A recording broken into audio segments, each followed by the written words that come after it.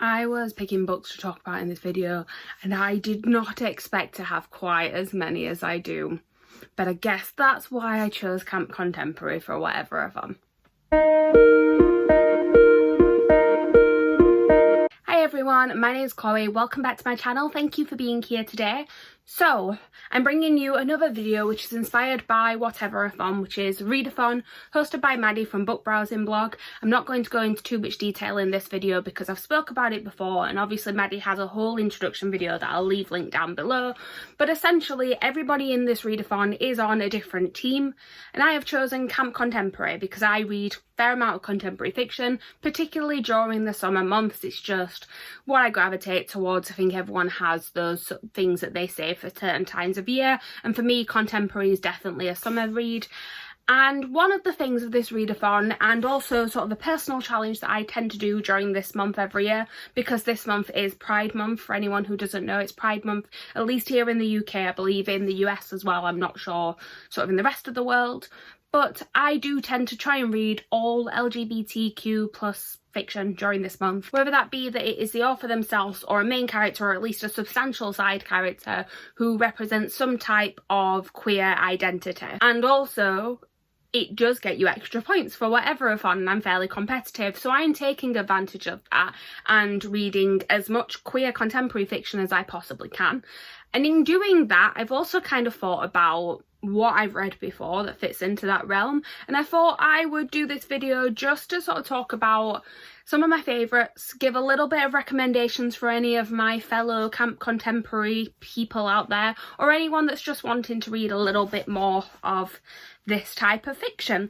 I do have a ton of books in front of me. I was sort of just gathering everything that I wanted to talk about, and I thought, oh, like I'll choose like a top 10 or something, and I'm looking through my shelves. I'm like, no, if I've kept it on my shelves, it generally means I loved it. There's a couple that I've left off, but this is quite a lot of what I've read over the last few years, and I'm not going to give too in-depth thoughts. I'm just going to give brief synopsis of all of them, kind of tell you a little bit of why I love them, and just, yeah, talk about some of my favourites, because why not? So without further ado, this is my camp contemporary recommendations. Do you see what I did there? Right, so I have no order to this whatsoever. I've literally just stacked them all in front of me, so I'm just going to grab whatever comes first. And the first one is actually first two, so I've tried to mainly stick to... Well, I say this, I've tried to not give too many books from each author, so there's like a couple of authors on here that I have 6 or 7 books for. I tried to only pick 2 if possible, and this particular author I've read 3 books from, but I only own 2 as physical copies because one of them is an e-arc, and I think I spoke about both of these fairly recently on my channel, but they are Perfect on Paper and Only Mostly Devastated by Sophie Gonzalez. So Only Mostly Devastated is kind of a Grease retelling, so it tells the story of 2 boys who meet over the summer and develop a relationship. When they get back to school, it turns out that one of the boys is transferring to the school of the other, and when what becomes very quickly apparent is that one of them isn't out and has sort of like this stereotypical jock identity, so he's trying to hide the fact that he is gay, and it very quickly sort of sours the relationship between the 2 of them. I very much enjoyed this book. I really enjoyed Sophie Gonzalez's writing, and so much so that I was very quick to pick up the next book she had out, which is actually probably my favourite book that she's written, which is Perfect on Paper. This one came out earlier on this year. So Perfect on Paper tells the story of Darcy, who runs an online dating advice service in her school. So basically what you would do is you would post a letter anonymously into this locker, Darcy collects it and she sends you an email, also anonymous, giving you advice on your relationship. And then this new boy in school, Brougham, figures out that she is the one that's running this and blackmails her into helping him with his relationship. So basically wants her to give like one-on-one advice. But at the same time, Darcy giving all of this advice, she is also struggling with her own love life. She's secretly in love with her best friend, who is a girl.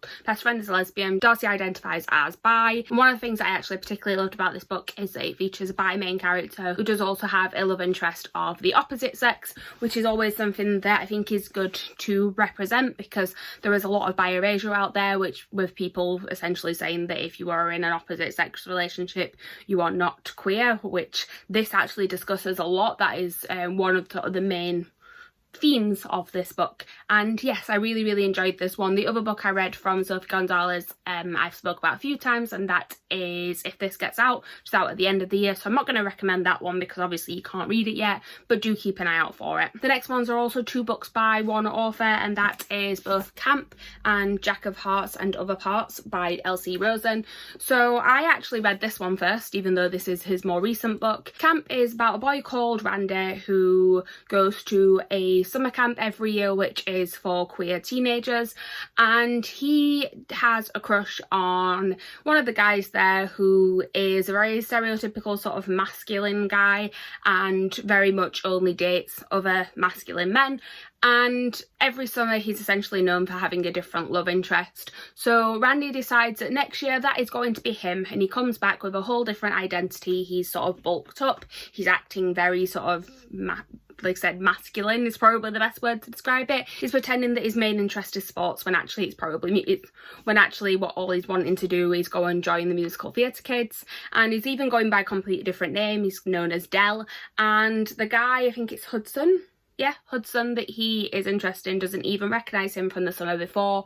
So it's kind of a little bit of a catfishing situation, and it's cute, but also has some good topics of sort of not changing yourself to make someone like you. It's a very good story, and again made me immediately want to pick up more of his work. So this is Jack of Hearts and Other Parts, and this is also about sort of an advice column. It is about Jack, who writes a sort of sex advice column at his school, and then he ends up with these sort of letters which are seemingly from a secret admirer but then take a slightly darker turn, and the stalker kind of ends up shaming him about his sexuality and kind of trying to force him to stop it. It says on the back that Jack's secret admirer loves him but not his unashamedly queer lifestyle, and if Jack won't curb his sexuality voluntarily, they'll force him.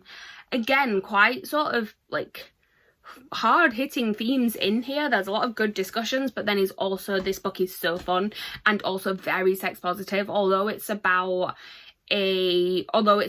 someone trying to stop him from doing these things, the way that Jack actually talks about sort of his lifestyle and things like that is very sex positive, which I really enjoyed. Actually, I'd say that both of L.C. Rosen's books, although they are YA, they are sort of the upper end of YA and stuff that actually probably does need to be talked about more. The next ones I actually have 3 from this author because one of them is sort of in one type of genre and the other 2 are in another, and that is a few books by Becky Albertalli. So I have spoke about my love of Becky Albertalli on this channel before. Sort of the obvious one for this sort of category for her is going to be Simon versus the Homo Sapiens Agenda. Simon is a character who is not out to anybody in his life, but he does have a relationship with a character called Blue, who basically Blue doesn't know who Simon is, Simon doesn't know who Blue is. They have a anonymous sort of email relationship, which is just absolutely adorable. And basically somebody gets a hold of the emails between Simon and Blue and ends up blackmailing him. And throughout the course of this book, it's just about Simon sort of coming to terms with his sexuality,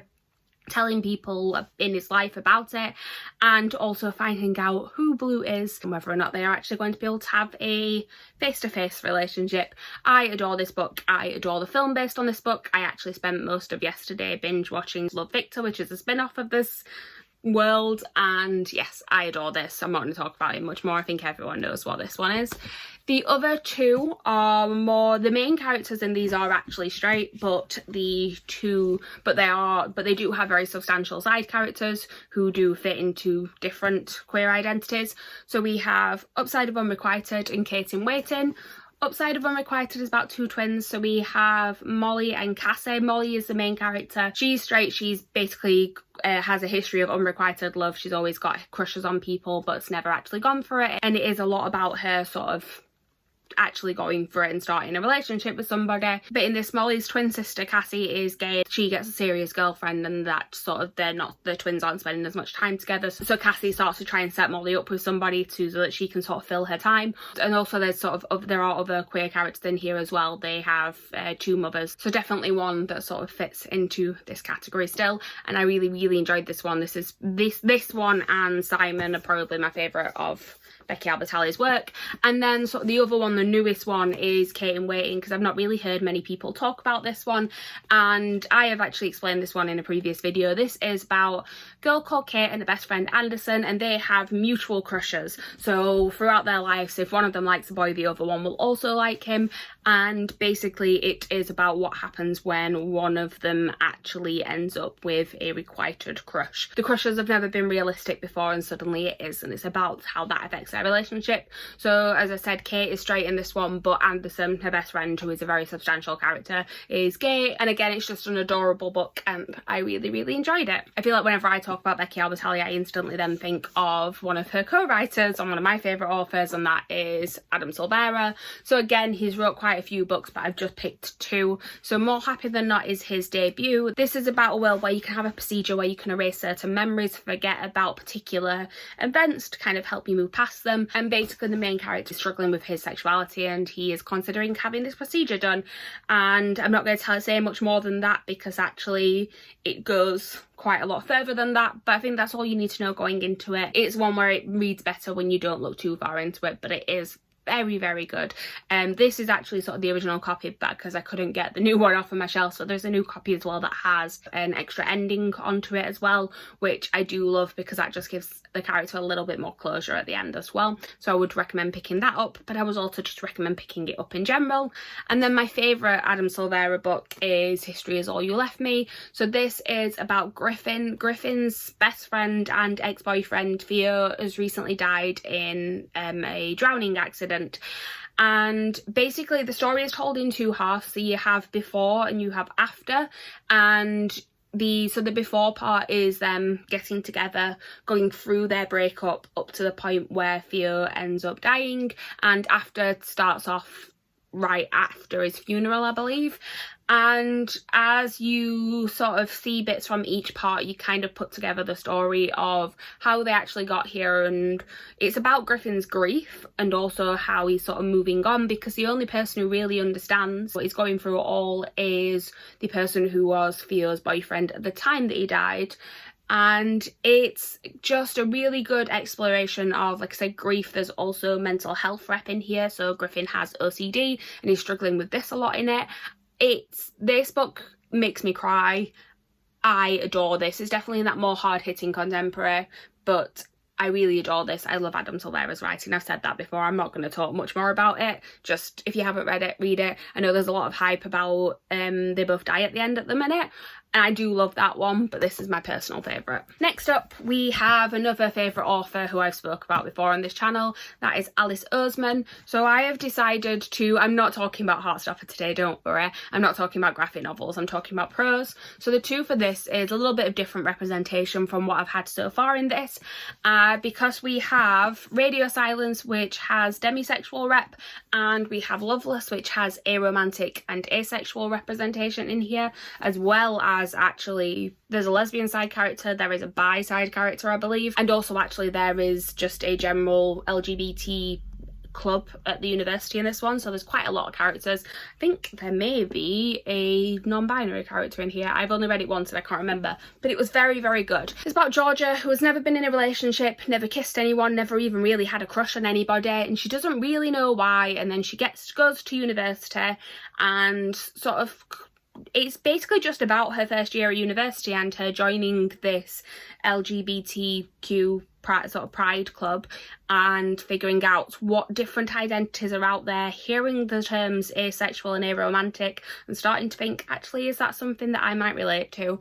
It's probably the book that is, I wouldn't say that there's massive amounts of like plot in this necessarily. It's quite a calm book, but it is just really about Georgia's exploration of her own feelings and identity, and I really loved this book. I read it last year and it's probably my favourite Alice Oseman book so far. And again, I'm not including Heartstopper on that list, that's in its own category, but it's second only probably to Radio Silence, and this one is about a character called Frances, who is studying a lot to try and get into university. She's always been told that that's kind of the route that she has to go down, and it's not necessarily what is actually going to be right for her. And then she meets a character called Alid, who also is having similar feelings, and it's basically about them two, their friendship, and them kind of finally feeling like they can be themselves around each other. It all centres around a podcast that Frances is obsessed with. And again, I'm not going to go too much into this because I think a lot of people have spoke about this in the past, but it is just, again, a really good book about just figuring out who you are as a teenager. I feel like that's what Alice Oseman does really well, is just books about that sort of uncertainty and not really knowing if the path that you are told you're supposed to go down is what's actually right for you. And then another two that I'll talk about very briefly because I can't really remember too much of the synopsis about them. I just remembered that I love them. And those are two by Nina LaCour. So we have We Are Okay and Everything Leads to You. So Everything Leads to You is about a girl who is wanting to break into the film industry, and she gets a chance to work on a film set for the summer, and she's working as a set designer or something similar, and then she finds a letter at this old sort of house sale that she's going to try and buy things for the set, and it ends up being a little bit of a mystery about this movie icon's life.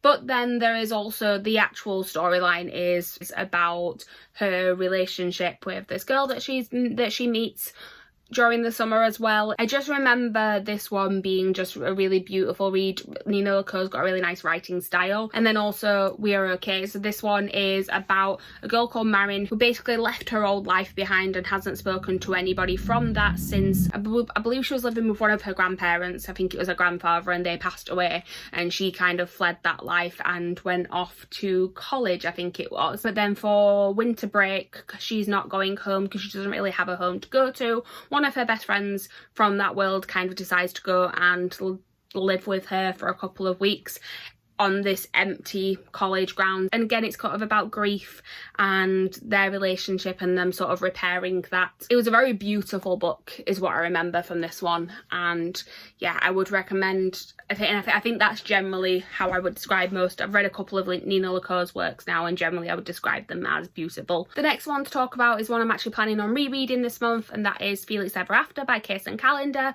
Beautiful edges. This one is about the character of Felix, who is trans, and he experiences some rather brutal bullying where basically pictures of himself before he transitioned as well as his dead name are posted all over the school, and he's trying to figure out who it was that did that, and in doing so he kind of creates like a catfish situation where he starts an online relationship with the person that he thinks it was, and sort of drama ensues from there. I really enjoyed this book. It was one of my favourite books I read last year. And then I'm not even going to talk about this one because I talk about it in pretty much every video, but read Red, White and Royal Blue. That's all I have to say.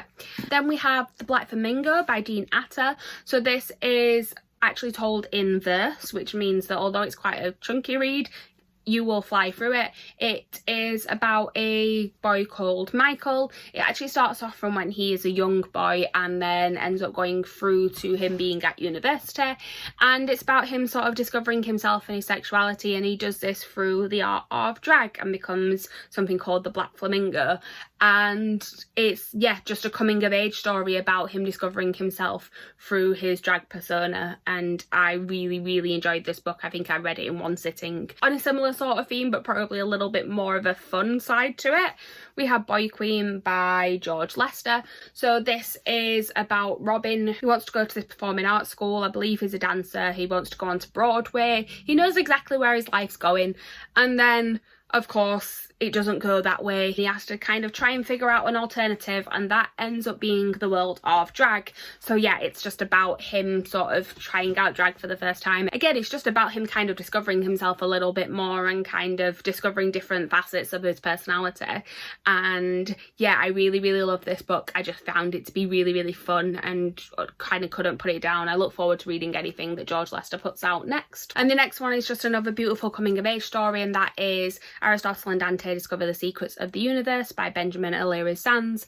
So again, I don't think I need to tell you too much about this one. It's been a booktube favourite for many years. As you can see, it's won a lot of awards as well. It's just about two boys who come from two very different backgrounds, and about their friendship and that sort of blossoming into something more, and then both kind of coming to terms with their own identities and sexualities, and then both sort of coming together and discovering that It is a very gorgeous story. The writing in this is beautiful, and there is actually a sequel to this coming out. This has been out for a while, 2012 it says on the back. So this is an older book, but we're finally getting a sequel to it this year, I believe. I don't know if I'm excited for that or if I'm slightly terrified, probably a bit of both, but I may actually reread this one before the sequel comes out. Another older one actually that I read years ago, but I believe it should still hold up, that is Asthma Passengers by A.S. King. So this is about a character called Astrid, who basically whenever she's struggling in her life, she has this thing of laying down in her back garden and talking to the planes in the sky, because she lives in a place where the planes fly overhead. I think she lives near an airport, and she is struggling with her sexuality. She's starting a relationship with another girl, and it's just again a coming of age story about that and about people in her life finding out about that, but it has this added element of her speaking to these planes. And what happens, there's a slightly fantastical element to it, where you then, every time she speaks to these planes, you then kind of read from the perspective of the people sat on the planes for a chapter and see how sort of the whatever emotion that Astrid is sending up to them kind of affects them. It's a little bit fantastical, but it's just again a really beautiful piece of writing. I haven't read anything else by A.S. King, but I've been meaning to for years. I know that Keller from Books and Lala loves her writing, so I might eventually pick something else up, but as a first piece of writing that I read from her, I absolutely adored this, and again I probably do need to reread it. Then we have Little and Lion by Brandy Colbert. So this is about a brother and sister. So we have Suzette and we have Lionel, and they've had a fairly tumultuous life. Lionel struggles with his mental health. I believe he's bipolar, yeah, and basically Suzette has been sent to boarding school 1 year, whilst Lionel has been getting treatment after having a particularly bad manic episode. And it's about the summer that Suzette comes back.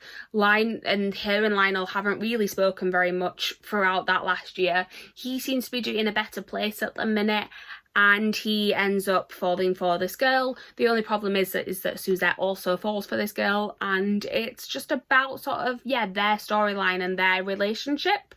And it again is quite a hard-hitting story, but I really enjoyed this one. Juliet Takes a Breath by Gabby Rivera is about a character called Juliet who comes out to a Puerto Rican family in the Bronx.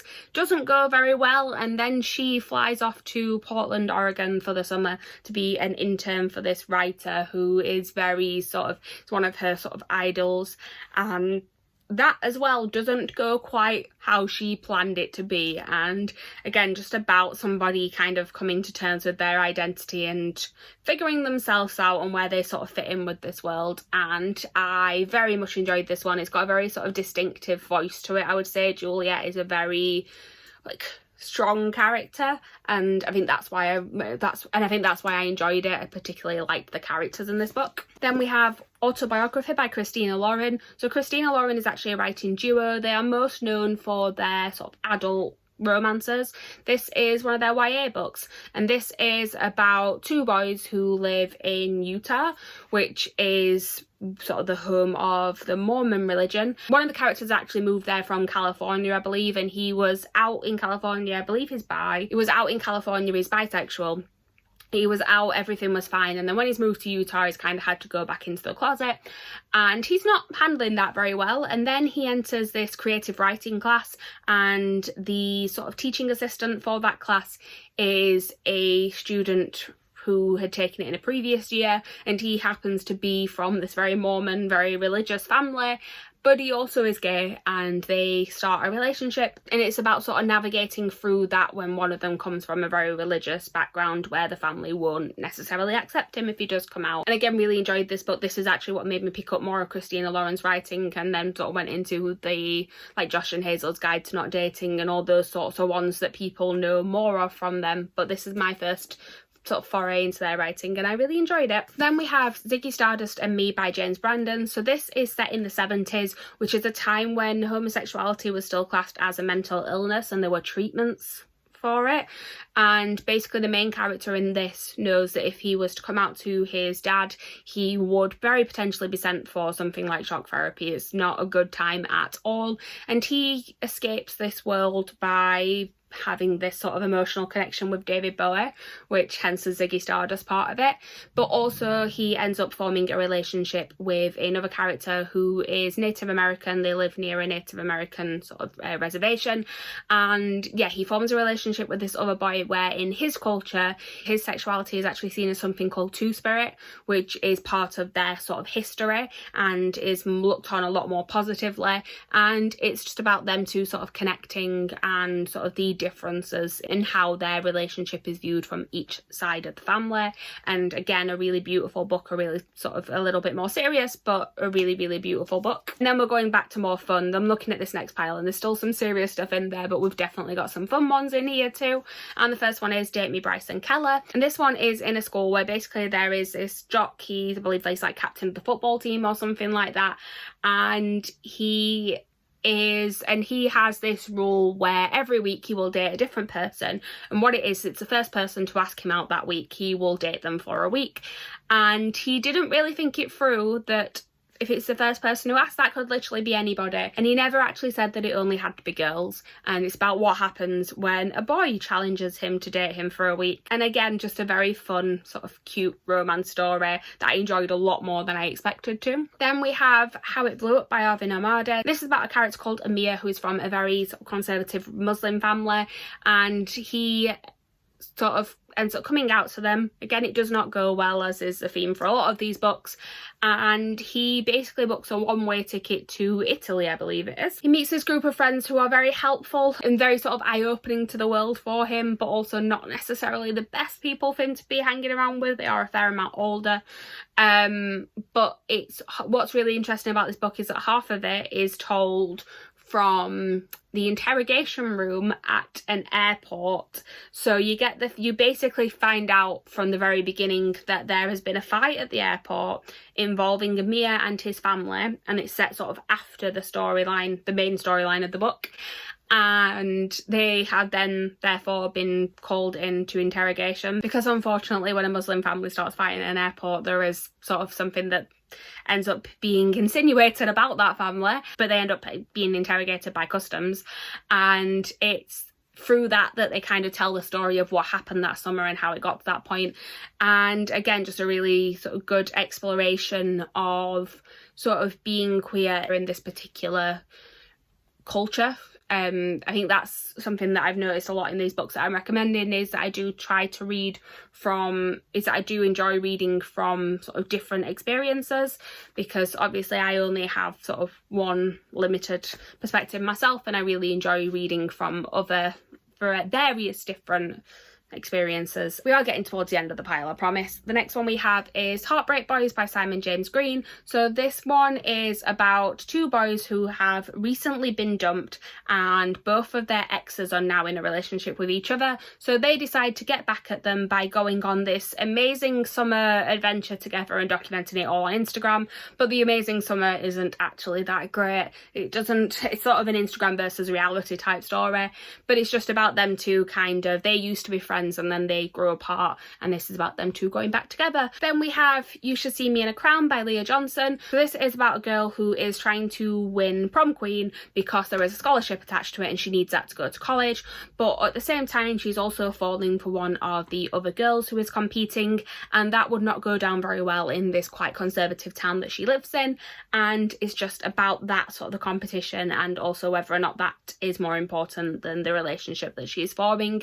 Again, really, really enjoyed this book, and I really can't wait actually for Leah Johnson's new book, which I believe is coming out either later this month or early next month. I have it pre-ordered, I know that, so it'll just turn up on my door one day and I'm very excited about it. Then we have The Miseducation of Cameron Post, so we've got a little bit more hard-hitting this time. This is about a character called Cameron Post who is discovered in a relationship with her best friend, who happens to be a girl, and she is then sent for conversion therapy in a sort of camp setting, and it is about what happens when she is there. This is also a film that I really, really enjoyed as well. I don't have much else to say about this one. It's another one that I think I should reread soon. I feel like people again talked about this one a while ago and then it's been forgot about a little bit, so I just wanted to talk about that one today. Couple more. So we have Like a Love Story, which again I've done sort of a full reading vlog for this one recently, so I won't say too much about it, but it's set during the AIDS crisis. It starts off as a love triangle between three friends, where one of them starts a relationship with a girl and then quickly realises that he is actually having feelings for the other boy instead, and how sort of them two getting together might hurt the girl involved. But then it's actually more about sort of living life as a gay person during the AIDS crisis and not really knowing what that means, because at that time it was kind of seen as a disease that only killed gay people. Again, very hard hitting but very beautiful. The ending in particular of this one like just floored me, because it seemed like it was going one direction. It was sad, but it was optimistic. And then something gets brought in at the last second that I just wasn't expecting, and I was like, oh yeah, I sobbed at the end of this one. But it's so good, and I do recommend that you read it. And then the last one is literally my last reading vlog, and that is Veronica Comics by Jennifer Duggan. So I just finished reading this one last week, and it's about two teenagers who are both bisexual, but then within this story they happen to be in an opposite sex relationship, but they're sort of, them being bisexual is still fairly important to the story, particularly with the character of Ridley, because he has clearly had an experience that did not end well before. And it is about, they are both the children of rival comic book stores and companies, one of them being a big conglomerate, one of them being a smaller, more independent company. And it is about sort of their relationship and them two meeting each other but it's not, it's supposed, I'd heard this one pictured as a Romeo and Juliet story, which it kind of is, but it's actually mainly about sort of mental health and a codependent relationship. So a relationship that, although they very much like each other, it isn't necessarily the best relationship for either of them to be in at the minute. There was a lot more to this than I expected it to be, and that was great. That's probably my favourite thing about it, is how deep it actually was, because I did expect it to be a lot more light and fluffy, which kind of did throw me off a little bit, but I ended up really enjoying it, and now I can't wait to pick up the rest of Jennifer Duggan's books. And yeah, that is pretty much all I have to speak about today. I say all, I've been filming for 50 minutes so far, so I assume I'm going to cut this down a little bit, but still, that's a lot of books. And I did not realise that I'd read that many, and actually I've read plenty more, but like I said, I've tried to narrow it down. I say narrow it down, I've spoke a lot. But yeah, thank you guys for watching. Please like, comment, subscribe, all that good stuff down below. Tell me in the comments what's your favourite sort of queer contemporaries that you've read, and have you got any on your sort of TBR for this month? I have got quite a few on my TBR as well. I haven't even mentioned ones that I own but haven't read yet, because I have loads of those as well. Or I say loads actually, to be honest. These sort of books are the ones that I tend to buy and then read pretty much straight away, hence why my TBR this month features like 3 that I've just bought in the last month. But yeah, thank you all. I will be back on Wednesday with another reading vlog for week 2 of Whatever You Want-a-thon. I will give you a spoiler warning, I'm not having a great reading week so far, but I plan to make up for that in the next few days. And you never know, by the end of the month you might even see me rereading a few of these, because I'm definitely considering a lot of these now that I spoke about them today. So yeah, thank you all for watching again. Bye.